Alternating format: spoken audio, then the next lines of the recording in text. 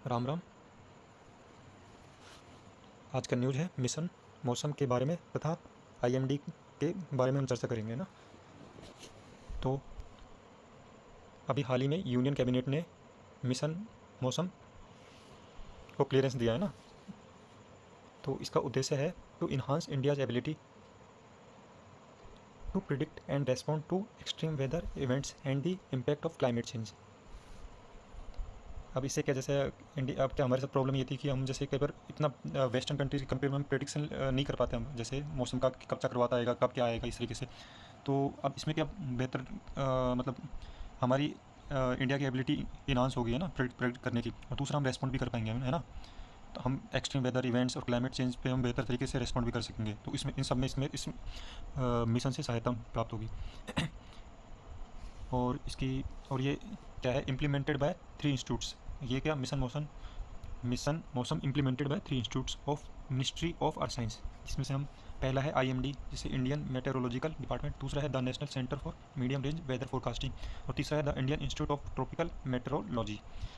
अब हम मिशन मौसम के क्रिटिकल एलिमेंट्स की बात करें तो इसमें एक है development of radar and satellites, मतलब इसमें बेहतर तरीके के रडार का विकास किया जाएगा, सैटेलाइट्स का। और दूसरा है जीआईएस, जैसे कि फुल फॉर्म है geographical information system based automated decision support system. और भी कई हैं एलिमेंट्स।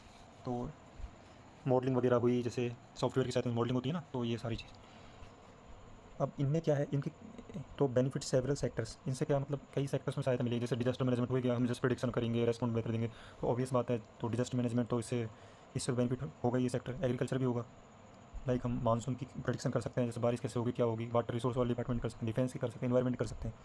तो ये सब इत्यादि, तो ये सब डिपार्टमेंट इससे लाभान्वित हो सकेंगे, है ना।